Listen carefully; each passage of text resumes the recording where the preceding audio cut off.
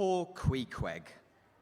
When the ship was about half disemboweled, you should have stooped over the hatchway and peered down upon him there, where, stripped to his woolen drawers, the tattooed savage was crawling about amid that dampness and slime like a green-spotted lizard at the bottom of a well.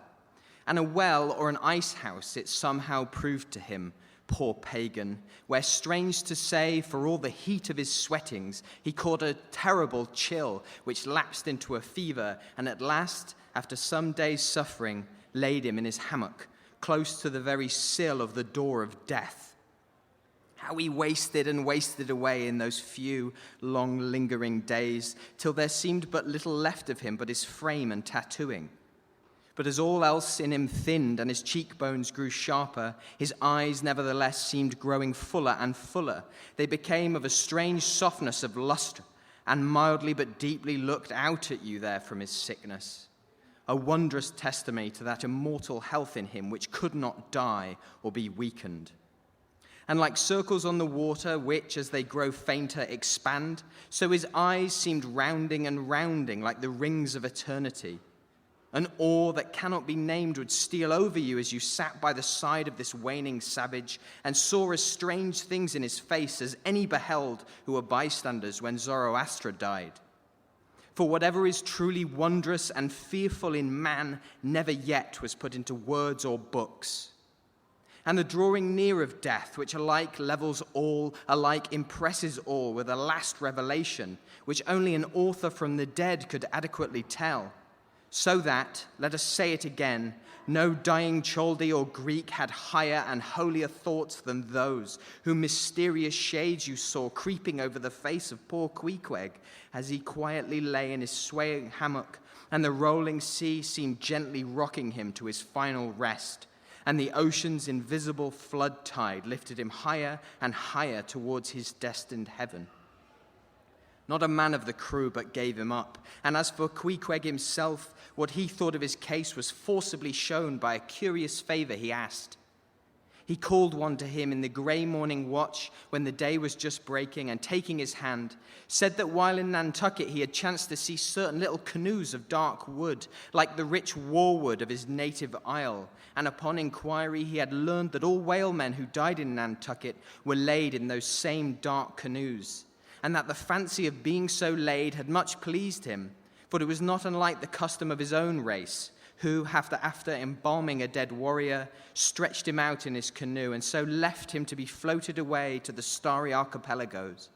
For not only do they believe that the stars are isles, but that far beyond all visible horizons their own mild, uncontinented seas interflow with the blue heavens, and so form the white breakers of the Milky Way. He added that he shuddered at the thought of being buried in his hammock, according to the usual sea custom, tossed like something vile to the death-devouring sharks. No, he desired a canoe like those of Nantucket, all the more congenial to him being a whaleman, that like a whaleboat, these coffin canoes were without a keel, though that involved but uncertain steering and much leeway adown the dim ages. Now, when this strange circumstance was made known aft, the carpenter was at once commanded to do Queeqeg's bidding, whatever it might include. There was some heathenish, coffin-coloured old lumber aboard, which, upon a previous long voyage, had been cut from the aboriginal groves of the Lackaday Islands, and from these dark planks the coffin was recommended to be made. No sooner was the carpenter apprised of the order than, taking his rule, he forthwith, with all the indifferent promptitude of his character, proceeded into the forecastle and took Queeqeg's measure with great accuracy, regularly chalking Queeqeg's person as he shifted the rule. "Ah, poor fellow, he'll have to die now," ejaculated the Long Island sailor. Going to his vice bench, the carpenter, for convenience sake and general reference, was now transferringly measured on it exact length the coffin was to be, and then made the transfer permanent by cutting 2 notches at its extremities. This done, he marshalled the planks and his tools to work. When the last nail was driven and the lid duly planed and fitted, he lightly shouldered the coffin and went forward with it, inquiring whether they were ready for it yet in that direction. overhearing the indignant but half-humorous cries with which the people on deck began to drive the coffin away, Queeqeg, to everyone's consternation, commanded that the thing should be instantly brought to him. Nor was there any denying him, seeing that, of all mortals, some dying men are the most tyrannical, and certainly, since they will shortly trouble us so little for evermore, the poor fellows ought to be indulged. Leaning over in his hammock, Queeqeg long regarded the coffin with an attentive eye. He then called for his harpoon, had the wooden stock drawn from it, and then had the iron part placed in the coffin along with one of the paddles of his boat. All by his own request also, biscuits were ranged round the sides within, a flask of fresh water was placed at the head, and a small bag of woody earth scraped up in the hold at the foot, and a piece of sailcloth being rolled up for a pillow. Queeqeg now entreated to be lifted into his final bed, that he might make trial of its comforts, if any it had. He lay without moving a few minutes, then told one to go to his bag and bring out his little god, Yojo. Then crossing his arms on his breast with Yojo between, he called for the coffin lid, hatch he called it, to be placed over him. The head part turned over with a leather hinge, and there lay Queeqeg in his coffin, with little but his composed countenance in view. "Ra-mai, it will do, it is easy," he murmured at last, and signed to be replaced in his hammock. But ere this was done, Pip, who had been slyly hovering nearby all this while, drew nigh to him where he lay, and with soft sobbings took him by the hand, in the other holding his tambourine. "Poor rover, will ye never have done with all this weary roving? Where ye go now? But if the currents carry ye to those sweet Antilles where the beaches are only beat with water lilies, will you do one little errand for me? Seek out one Pip, who's now been missing long. I think he's in those far Antilles.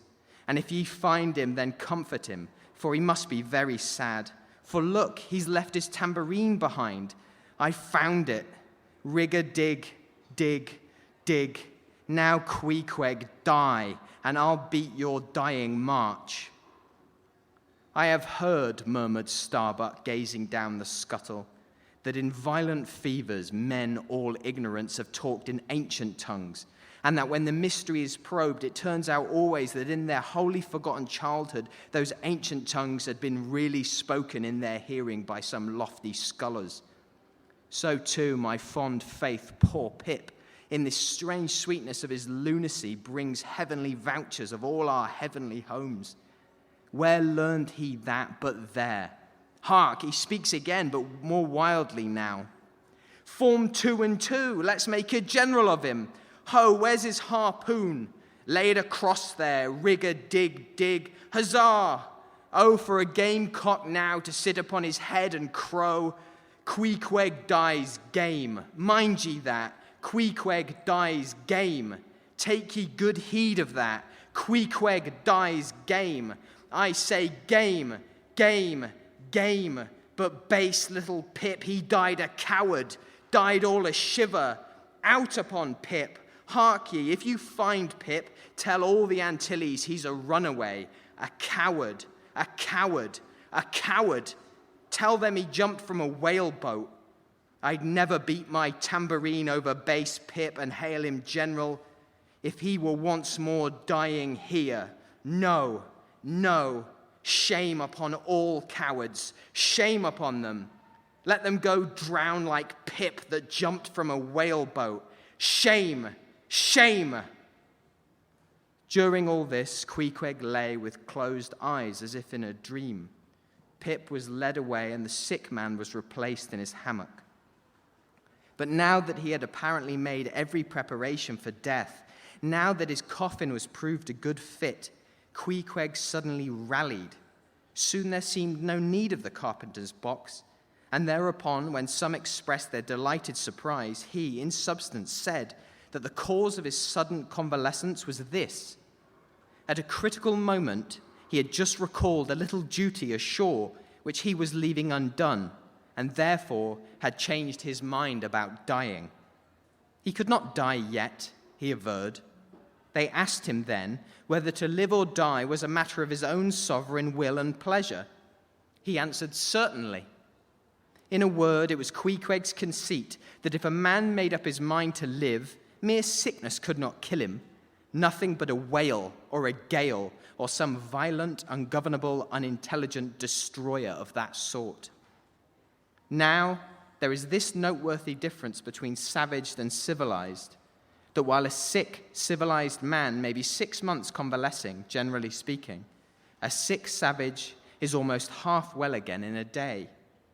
So in good time my Queeqeg gained strength, and at length, after sitting on the windlass for a few indolent days, but eating with a vigorous appetite, he suddenly leaped to his feet, threw out his arms and legs, gave himself a good stretching, yawned a little bit, and then springing into the head of his hoisted boat and poising with a harpoon, pronounced himself fit for a fight.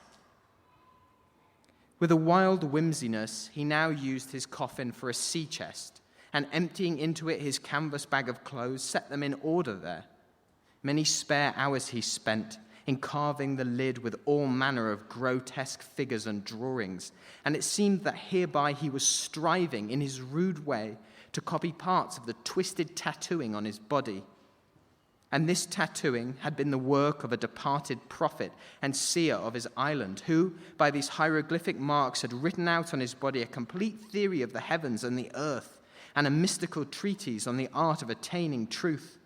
So that Queeqeg, in his own proper person, was a riddle to unfold, a wondrous work in one volume, but whose mysteries not even himself could read, though his own live heart beat against them, and these mysteries were therefore destined in the end to moulder away with the living parchment whereupon they were inscribed, and so be unsolved to the last. And this thought it must have been which suggested to Ahab that wild exclamation of his, when one morning, turning away from surveying poor Queeqeg, "O devilish tantalization of the gods!"